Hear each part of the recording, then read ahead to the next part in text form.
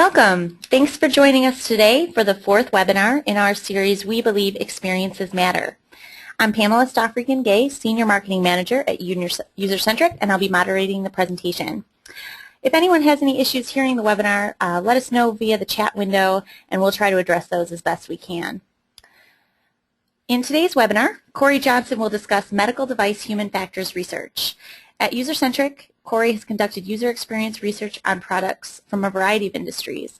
However, his background in human factors research methodology, execution, and analysis has led him to spend the majority of his time guiding the creation of successful programs of medical device human factors research.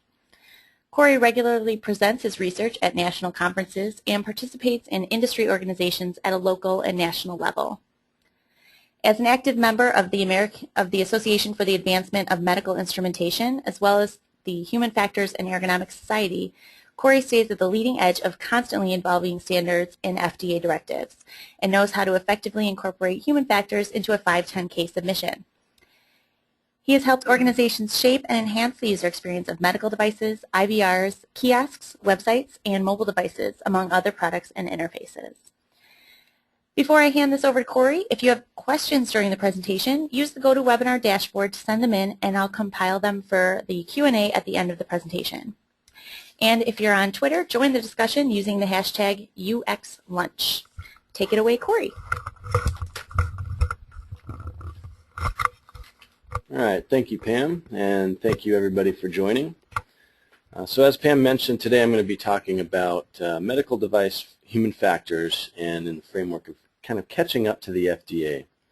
Now, a couple of logistical points before I dive right into it. Pam mentioned questions. I actually will try to address at least some of those real time as we go through the presentation today. So if any of those come up and I'm able to address them, I will to the best of my ability.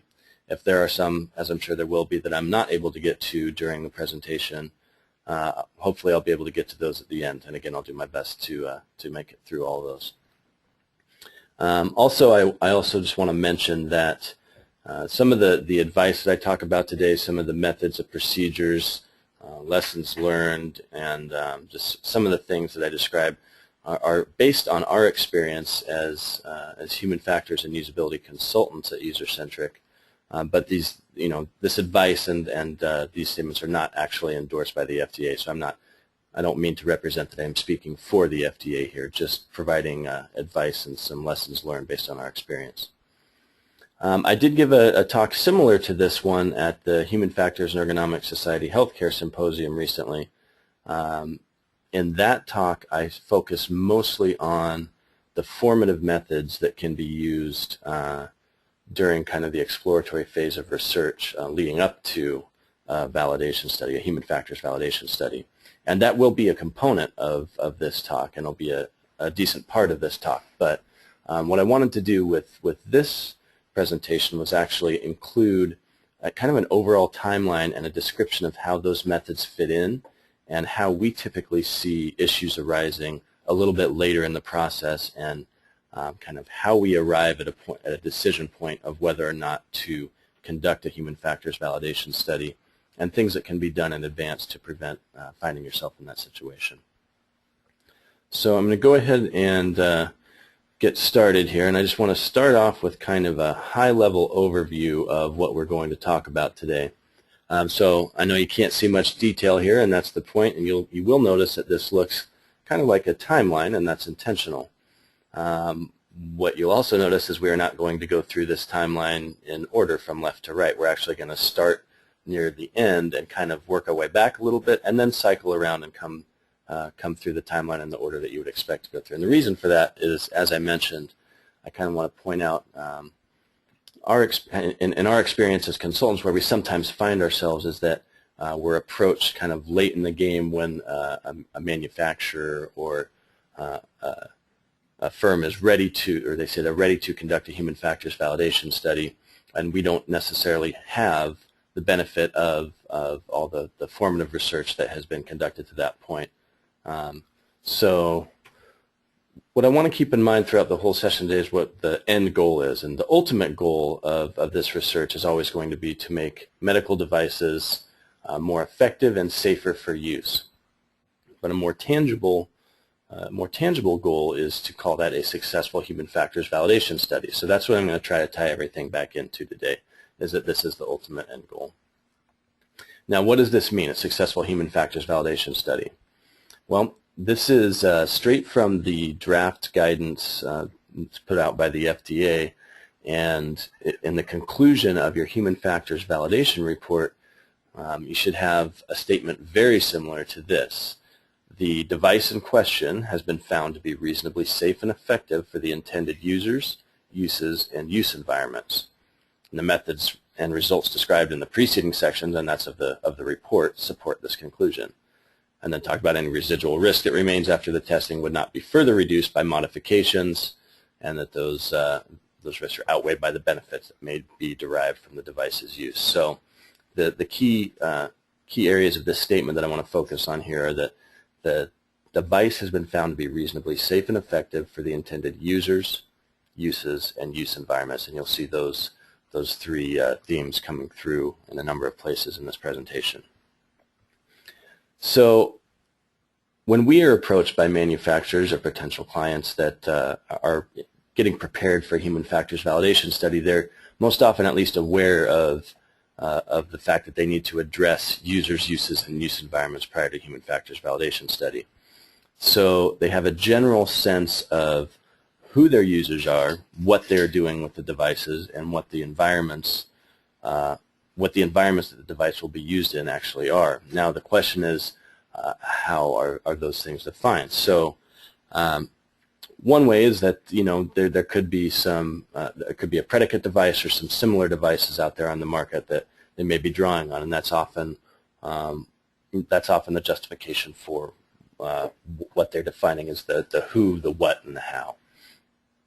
So they come to us and they say, okay, we're ready to conduct a human factors validation study, and these are the user groups that we're going to test. These are the environments in which we are going to test, and these are the tasks that we are going to have our participants complete during this human factors validation study. Now, the question that was not addressed in that previous image is not just who we're testing, what we're testing, and what environments, but why.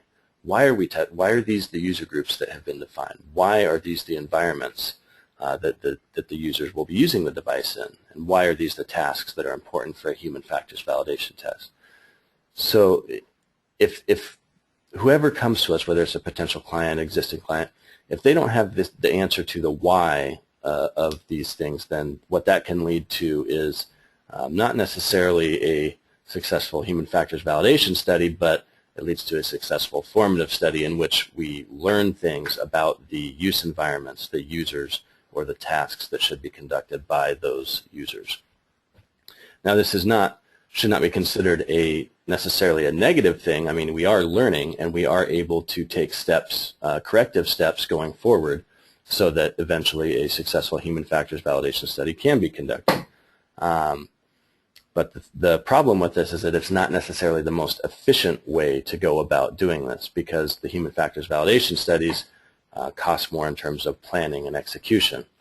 And if you don't have the answer to that why question for those inputs to a validation study, then basically you're looking at a situation where you have time wasted, money lost, and effort exhausted when you could have just run a couple of more formative research engagements to get a better understanding of those variables without moving on to the larger, more costly human factors validation study. So the formative research that can be conducted, it really provides an opportunity for manufacturers and consultants and researchers to maximize the chances of successful validation testing. So it should really be viewed as more than just kind of a pit stop on the way to a validation test. This is really where in the process that you should define the inputs that will go into that validation study. So the bridge of the gap between the formative research and the validation research can kind of be considered the human factors validation protocol. And you'll notice that I have this here represented as a document because it is, in fact, a document. So what this document can do is it basically can synthesize all of your inputs from the formative research you have conducted to better inform your validation study and your validation research. And there actually is a lot of reuse of appropriate sections for a human factors protocol in a human factors validation report.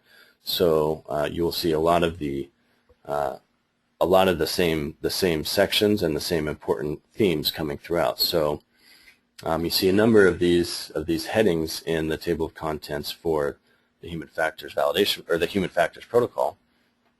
So we're talking about what the device is that will be tested, the device user interface, a summary of known use problems. So what are the existing devices out there on the market, whether it's a previous version of this device or whether it's just a similar device.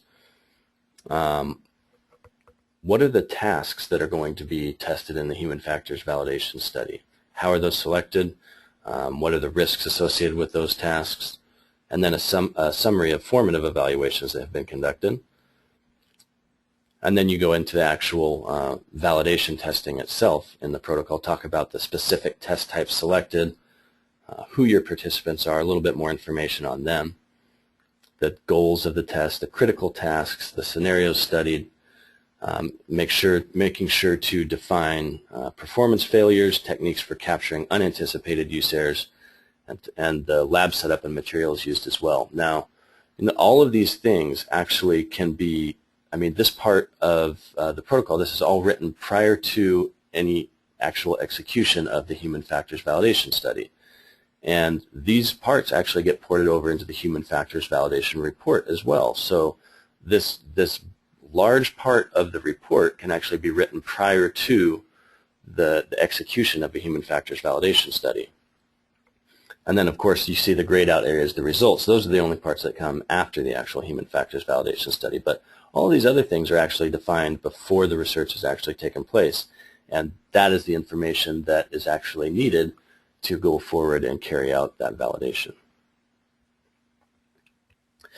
So if we take a step back all the way to the beginning of the timeline here, if we start from ground zero, what we're looking at is that we have a new medical device coming out. Now that medical device is going to be most likely based on some existing medical device, whether it's, like I said before, whether it's a previous version of this actual device or whether it's just a similar type of device, so some other infusion pump or some other insulin pump, some other injection device that this new device is going to be very similar to.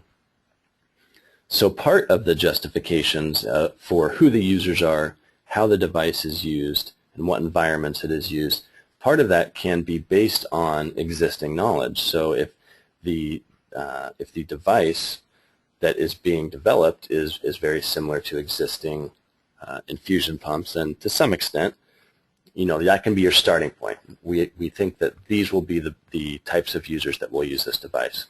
But on the other hand, the new device is being developed for a reason, so there is something different about it compared to previous devices, and the question is, how are those differences impacting who is going to use the device, where they're going to use it, and how they're going to use it? And to better understand that impact, that is where formative research comes in. So there are a number of different types of things that you can do during a formative research phase.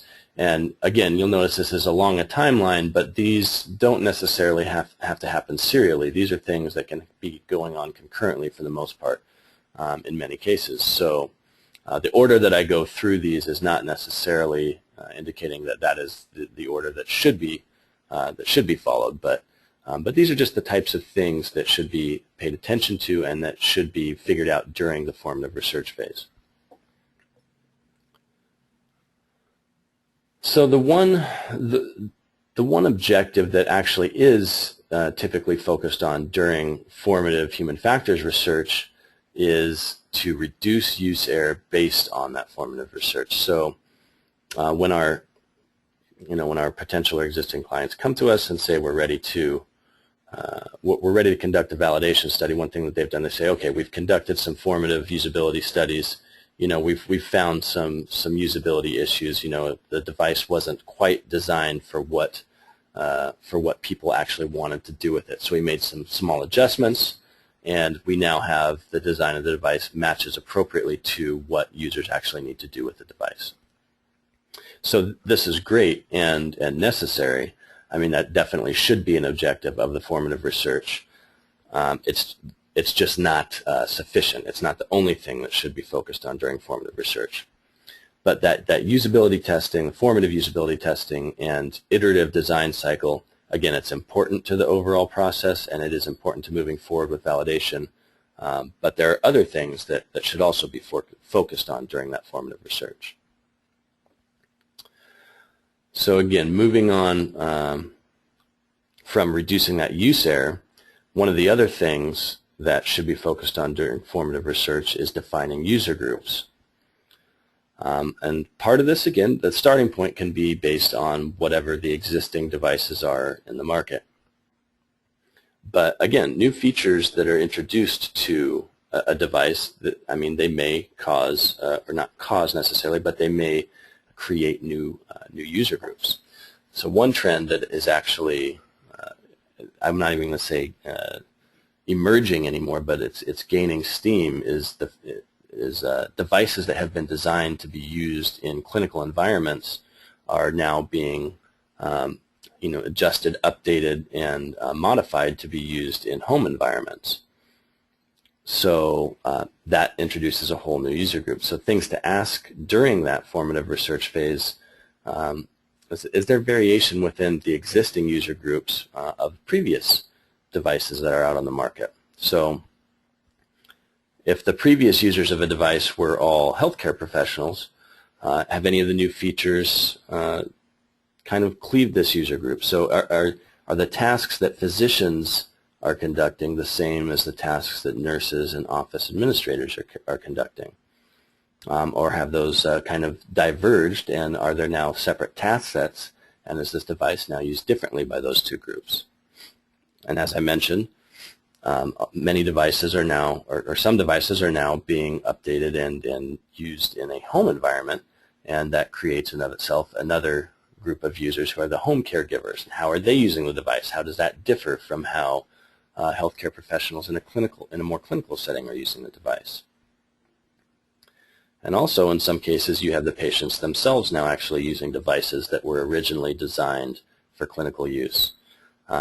Within those patients, you might have further segmentation of user groups. So, does grandpa use a device differently than the grandson uses a device, or that the father of the grandson uses the device to, say, administer medication to the grandson? So depending on how these devices are used by these different users, you may have multiple patient type user groups. Now, how you identify which user groups emerge and which ones are important, you can conduct various types of qualitative field work during this formative research phase. You can conduct survey or segmentation research. You can conduct workshops or focus groups.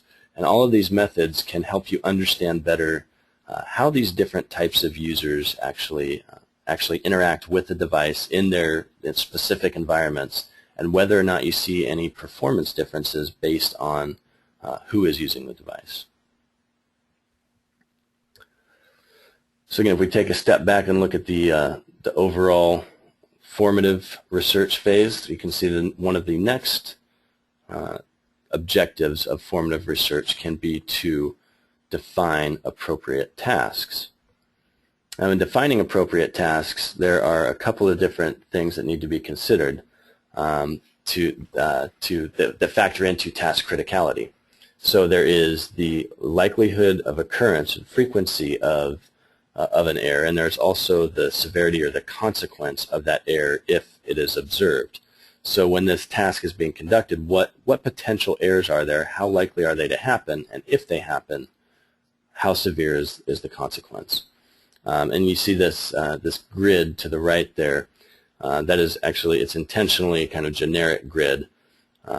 just to kind of illustrate that there are two dimensions on which the criticality of these tasks and errors vary. So you can't talk about defining appropriate tasks without actually talking a little bit about who is going to be attempting these tasks. And in the research that we've seen, we're actually pretty good at screening out for people who might be like Dr. Nick. So they're not appropriately qualified for their position. So we pay a lot of attention to making sure, okay, if we have physicians that are going to be using this device, we need to make sure that we get the right physicians in and that they qualify and they're appropriately qualified to be using this device. So we have a pretty good handle on that, and we see that done properly most of the time. But what also needs to be considered is that it may not be the physicians who are actually doing these tasks. It may be physician's assistants. It may be nurses. Just because a physician can use a device doesn't mean that they're always the ones who do use it. So in addition to making sure you get, qualified people to come in and actually go through these formative evaluations, you also need to make sure that you're not only recruiting overqualified people. So in defining appropriate tasks for the appropriate user groups, there are a number of different methods that can be used, and the FMEA, the failure modes and effect analysis, or other type of risk analysis is always going to play a factor in defining which tasks are appropriate for human factors validation. And that actually can feed into usability testing, and then formative usability testing can feed back into the risk analysis. So the output of the typical risk analysis is the spreadsheet with risk identifiers, and those can kind of help define what tasks should be attempted during a formative or summative usability test.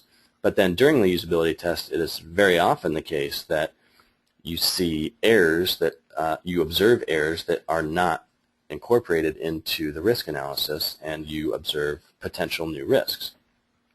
So those should always be cycled back into the risk analysis, so that going forward, it's not just the subject matter expert input that is going into the risk analysis. It's also simulated use and observed behavior of actual end users.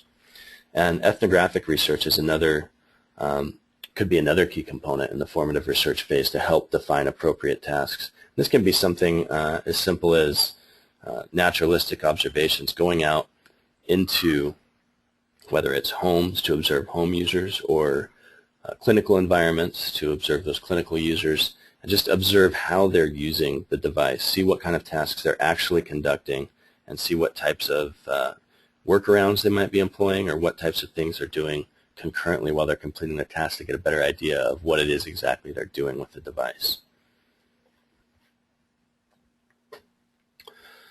All right, taking a step back again, seeing the overall formative evaluation cycle, and then we can zoom in on this last part here, which is determining the appropriate use and training scenarios. So this is a little bit different than defining an appropriate task, because now we're talking about the environment in which that task is being conducted. Now, along with one of the trends that I've been talking about a little bit, in that home use is gaining traction, just segregating things by home and clinical use may not be sufficient. You may find that there is sufficient variation in a home use scenario, and then you might have to look a little bit more into that and understand a little bit more about those specific environments. And the same thing with a clinical setting. So it may not be sufficient to just say that that a clinical setting is where the device will be used. And there may be differences in how the device is used in an intensive care unit, in a subacute ward, or in a neonatal intensive care unit. Those use cases may differ, and those environments may differ in what types of mitigating factors there might be to successful task completion. So you also want to consider that all training experiences are likely not equal. You may have variation within a user group, and you may have variation between user groups. So take, for example, the home home caregiver that is emerging as a user of many devices. So the training for that home caregiver, they don't necessarily have the professional training that some of the clinical users will have. So that needs to be taken into account for that user group when they are tested. It shouldn't be assumed that they will have that training. And then even within the clinical, the healthcare professionals on the clinical side, there may be some variation within those groups in terms of training. So take, for example, a new infusion pump. It may be that the manufacturer or a representative of the manufacturer goes out when a new infusion pump is adopted by a hospital and trains the nurses on use of that infusion pump. But what happens if, obviously a subset of those nurses may not be able to make it to that training session, or there will be nurses who are hired on after that training session takes place. And so how are they trained? They're not going to get the benefit of that training by the manufacturer, but they will be trained by other nurses who they were trained by the manufacturer. So does performance differ for those two types of training environments? And the formative research is actually where you can get the answers to those questions, and you can see whether or not you observe any performance differences on critical tasks depending on how the participants are trained. And if I have a question coming in here, what if I'm not sure how people will be trained? How do I handle that? So I think I might have just hit on this a little bit as that question was coming in, but to address it a little bit more directly, if there is a question about how your users will be trained, I mean, first start with similar devices, which is going to be a common theme in answers to questions like this. I mean, how are users of, we'll take the example we've been working with, existing infusion pumps. How are the users of those infusion pumps trained? Find the most similar one you can and see how the users of that pump are trained. And from there, think about the differences between your infusion pump and that infusion pump, and logically just try to understand if those differences are going to require any adjustments in training, any differences in training. And then once you decide on the best way to train on your pump, and if that varies at all, then you can, during the formative research, you can actually train according to those protocols that you define. And if you observe that there are differences between, say, someone trained by a manufacturer representative and those who are trained secondhand by a nurse, or those who aren't trained at all, if you observe performance differences there, then that is actually something to consider for your validation testing. You might legitimately have a couple of different user groups or use scenarios based on those different levels of training. Now, on the flip side, you may not observe any performance differences regardless of what type of training is administered. You may find that those who aren't trained at all perform equally to those who receive training from a representative of the manufacturer. And in that case, if that's what you find and you can justify that from results of your formative research, then you can use that as justification as to why you don't need to test those as two separate user groups or two separate use cases during validation testing. And I have another question coming in related to training from Caitlin. How do you handle recreating training decay periods during validation studies? This is a good question. Training decay it's always a little bit tricky logistically, and it really depends on how long your representative training decay is in terms of how difficult it's going to be to simulate. So let's say that it's in a clinical setting. It may be that training takes place in a morning workshop, for example, for some nurses, and then they're already out using the devices by that afternoon. So you may only have a training decay of a couple of hours. And I mean, the answer to the question in that case is a little bit simpler, that you can actually simulate or replicate that training decay during a validation study. So we just recruit people, bring them in, train them in whether it's a group setting or a one-on-one setting in the morning, and then we conduct the challenge session or the test session in the afternoon after that representative 2, 3, 4 hour delay. Now where it gets tricky is when you have training on, if we go to the complete opposite end of the spectrum on a device, maybe a specialist, a cardiologist may get very in-depth training on a particular device, but then because it's used so rarely, he or she may not use that device for months, say. So this is where some of the reasonably practical wording that you see in the FDA guidance comes in. It may not be reasonably practical to simulate a 3-month, 6-month delay for a human factors validation study when maybe you can make the argument that several days or several weeks is sufficient, and where you can get the justification that you need for that is actually during this formative phase. So if you show that there's no performance difference between those who only have a delay of 30 minutes versus an hour versus a day versus 5 days and so on, then you might be able to use that to your benefit in justifying why you don't have that extremely long delay in your validation study. So I hope those answers were sufficient for those couple of questions. I'm going to go ahead and keep moving on here and invite any other questions that anyone has. Please go ahead and submit those. So stepping back again, and I think as I answered those questions, I may have touched on this a little bit, but to determine appropriate use in training scenarios, some of the methods that you can use would be ethnographic research. Again, you see this coming up a couple of times. You could just do naturalistic observation. It's really about observing how training is actually conducted in the real world right now, and how training will be conducted for your device. And then that factors into the use scenarios, as does formative usability testing. So during usability testing, however you currently have the training configured for the formative research phase, do you observe any performance differences between those different training scenarios?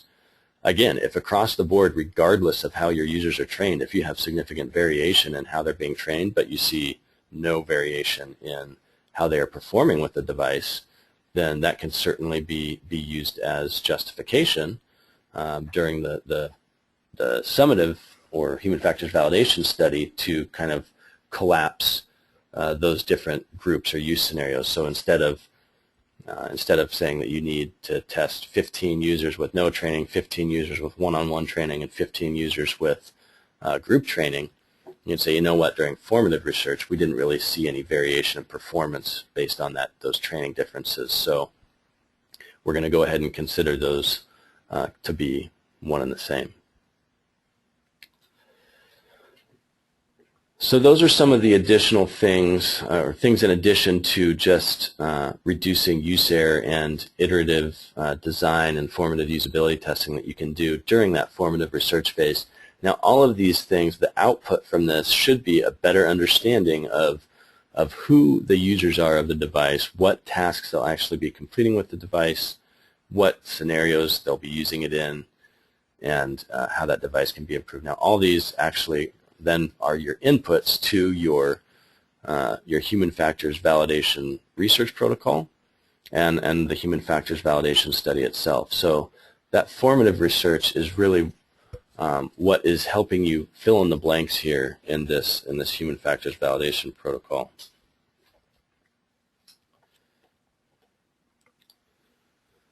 All right.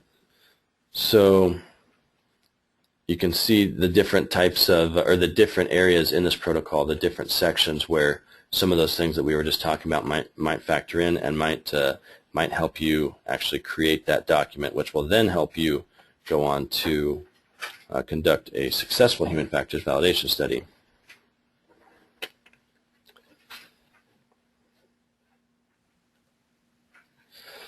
So one question that just came in is related to conducting conducting research, so I'll just repeat it here. If the medical device includes a software user interface, do you typically perform all the same steps described in this webinar, or are there differences with software compared to hardware? And that's a good question. And the software is part of the user interface just as the hardware is. So it's really more a question in terms of the steps in this particular webinar. I could have replaced these with other devices that either did or did not have a software interface. So it really depends more on what that software is doing and whether or not that software is requiring a 510K submission to the FDA. So assuming that it is, then yes, that kind of process can be considered very similar to what you would go through with an actual device with no software component. Okay, so coming off the back end of that formative research process, those are actually your inputs to help you not only say who you're going to test, what your users are going to do, and how they're going to do it during your validation study. But if you do some of those things we've been talking about, then you'll have a better understanding of why you are actually testing these people and why these environments. And what that is essentially saying is that you'll be able to justify who your participants are, what they're doing, and how they're doing it, so that when the submission goes through, so you conduct your human factors validation study and assume that you have designed out all of, maybe not all of, but the vast majority of use errors and all critical use errors. And so you find that, okay, this is a successful human factors validation study. We have found this device to be safe and effective for use for the intended users' use environments. Then when you submit it and you get questions coming back after you have conducted that study as to, okay, well, why did you test these people? Why did you test these tasks? And why were you testing in these environments? Then you'll have those answers. Say, well, the answers to those questions are that we were conducting these formative evaluations and we understood that these were the tasks critical to patient safety, and that these were the specific users using these devices, and that these were the environments in which the users would use them. And that is what leads to a successful human factors validation study in terms of inputs from formative research. Now, if we put it all together, what we can summarize is that formative research allows for flexibility and is more than just iterative usability testing and design. You can leverage existing formative research to get answers to questions that will be asked during the 510K submission.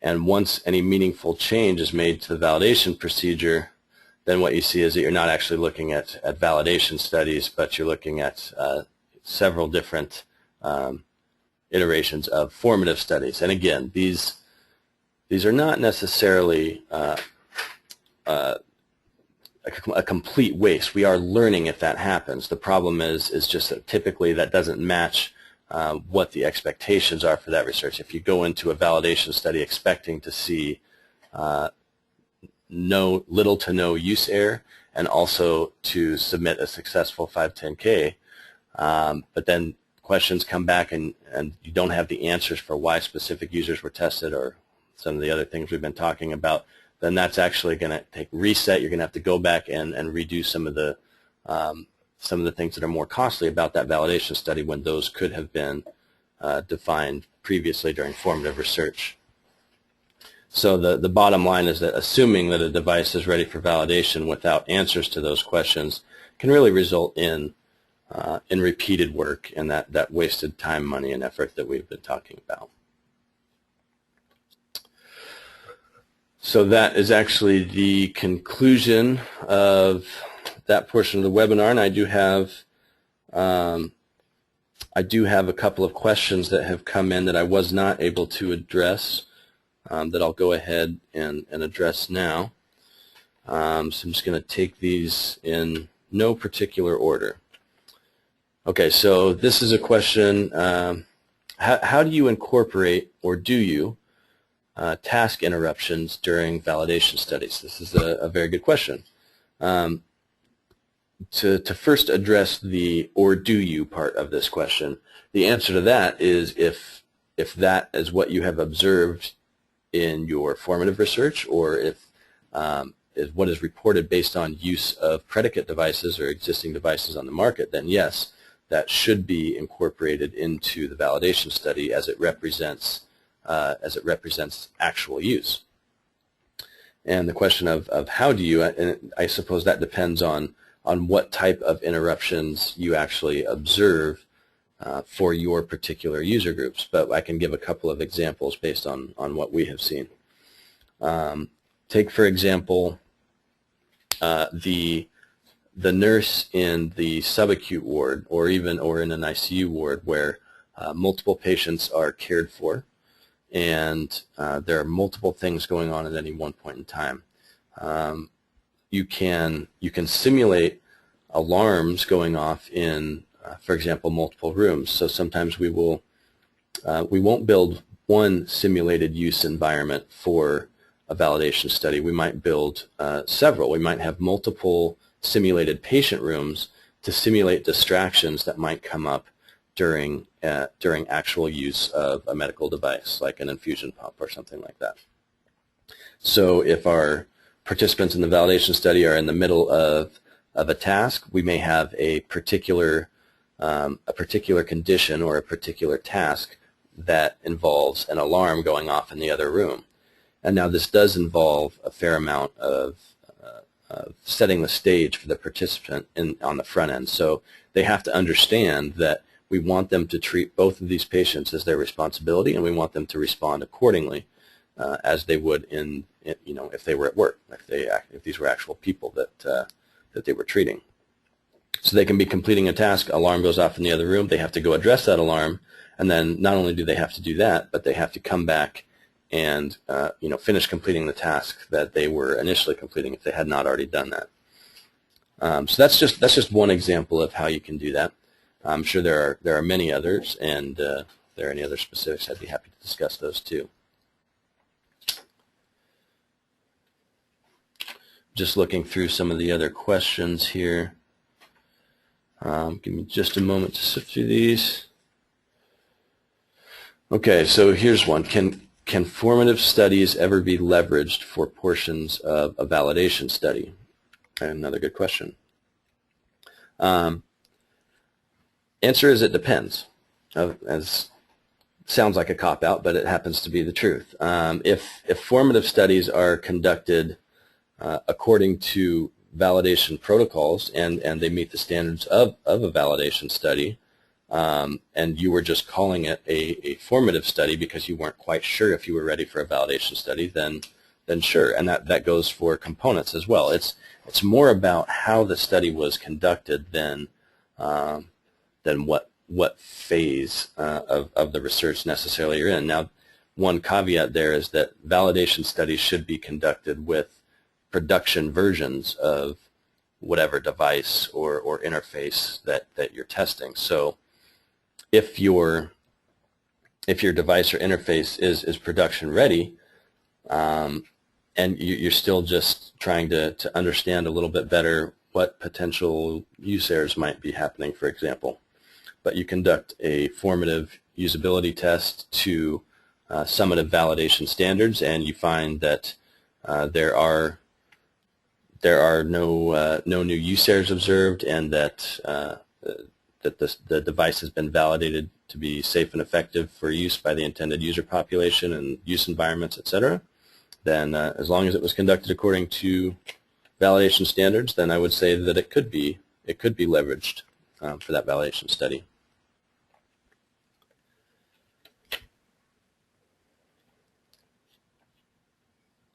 So this question is, what actually gets submitted to the FDA?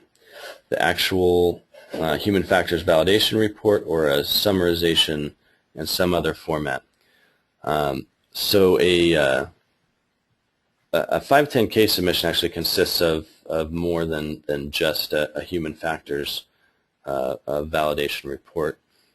So there are actually more things that kind of factor in here. You have a design file, and there are a number of things that that I actually can't even rattle off the top of my head.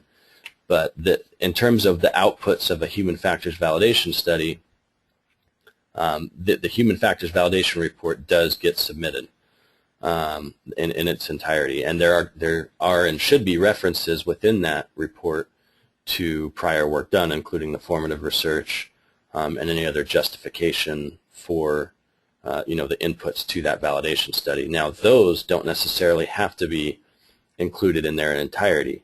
You saw a section of within that research protocol and the structure for the validation report that was a summary of formative evaluations, and it really can be just that.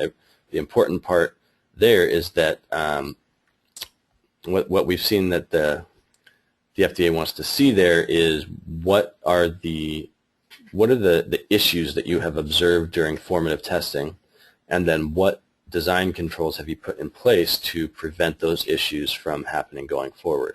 So those are the types of high-level things that should be actually detailed out in the summary of formative evaluations. But the full report of all of those various formative research studies that you've carried out, those don't need to necessarily be included there. They can just be either appendices or attachments in a separate document if they're submitted.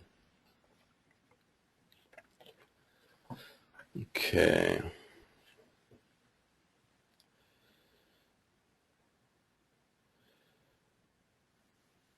Sorry, just looking over a couple more questions here. And I apologize if I'm unable to address any or all of them. So I have one here. This is back to the training topic. So if no training is a possible use case, should I just test with no training as a worst case scenario? This is an interesting one. I've actually heard this come up in discussion in some meetings that I've been to about whether or not testing a worst case scenario is advisable. And I think at a high level, it's not necessarily a bad route to go, but there is a key problem that often comes up when a worst case scenario of no training is tested, and that is that in the validation report, that lack of training is then used as excuse is a strong word, but is used as reasoning for errors that are observed. So, for example, 3 out of 15 users in our validation study actually committed this critical use error that would result in harm to the patient. But that's okay because we tested a worst case scenario, and in the real world, these participants would actually have been trained and so would have been better prepared and would not have committed that use error. That is not an acceptable way to approach the worst case scenario. So that's when you'll run into problems if you try to use that worst case scenario as sufficient explanation to explain away a use error. So the question that you have to ask yourself then is that no training scenario? How realistic is that? Are you observing actual cases where there is absolutely no training? And if so, what is actually done in the real world to mitigate that? Because you might have a sense that the number of errors you observed with those no training scenarios are much higher than are observed in the field. So that's a little disparate. So you have to understand that difference. One thing that we have actually seen is that in some cases that when a nurse, for example, is unprepared to use a device because she has not been properly trained on it, there is always an issue, or there's always the possibility for her to contact her coworkers, for example, or to phone a friend, as it were. So that's one thing that has been incorporated into that simulated use, is allowing for that option.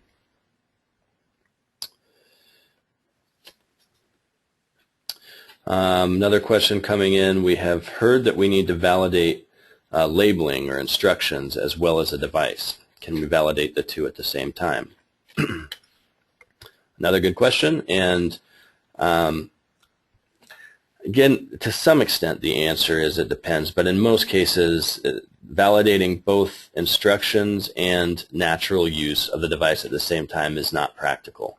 And the reason for that is that in a vast majority of cases, you see whether it's medical devices or cell phones or navigation systems that there is a very large contingent of users who do not use instructions at all. So if you're going to try to validate labeling and instructions at the same time as the device itself, which I have myself never attempted to do, it seems like you would have to include an unreasonably large sample just to account for the low incidence of people who would actually use the instructions in that simulated setting. So one thing that we have done is to actually validate the device and the instructions separately. So in the validation study for the device itself, I should clarify this: the instructions in their final form should always be included in that protocol. So if instructions are going to be available to the user in the real world, then those instructions should also be available in the validation study. But the thing is you don't actually prompt the participants in that validation study to use those instructions, because that is actually not simulated use. They wouldn't have somebody standing over their shoulder in the real world telling them, oh, you can't figure that out. Well, maybe you should look at the instructions. Shifting gears back to actually validating the instructions, when you validate those separately, again, then you're actually getting those novice users in to actually see if those instructions are having a positive impact on reducing error and facilitating the safe and effective use of the device itself. So short answer is, in our experience, it's best to validate those two separate components independently.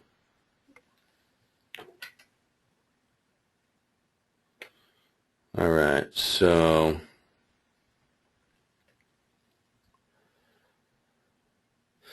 the next question is a little bit of a longer one. Basically, the scenario is that someone's internal group has been developing a medical device for some time. They're ready to conduct human factors validation research, which they can't conduct themselves, but they are unsure how to convey all that has happened previously to an outside firm who can conduct the validation research, and what steps they take from there to make sure that gets done effectively. It's another good question. And actually that human factors validation protocol document, that's really the key link between the formative research, the predicate devices, and all those other inputs that should go into the validation study. So developing that research protocol is going to be your surest bet to making certain that whoever is conducting the validation study, whether it's your internal team or whether it's an external firm who is helping you scale up, if you have a well-written, well-thought-out, and dare I say approved research protocol, then that is going to allow you to be certain that you have the best chances at a successful human factors validation study. And one thing that I mentioned there is approved human factors research protocol. So one thing I'll call out here is that you can submit those to the FDA or to IRB. Both of those are a good idea to make sure that you are on the right track for different reasons. So I won't speak to whether or not IRB is necessarily a requirement for all validation studies. In some cases it may not be, but if the FDA is reviewing a human factors validation study and they see that it has gone through IRB review and been approved, then that is an indication to them that certain procedures have been followed and that certain things have been done correctly, so that they have to dig maybe not quite as deep into certain areas within the human factors validation study. All right, so I think we're about out of time, and I apologize for any of the other questions that I wasn't able to make it to. Thank you all for attending.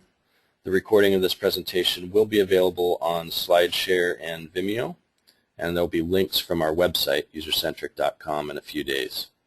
And we'll tweet when it's live. Thank you again for coming, and have a good day.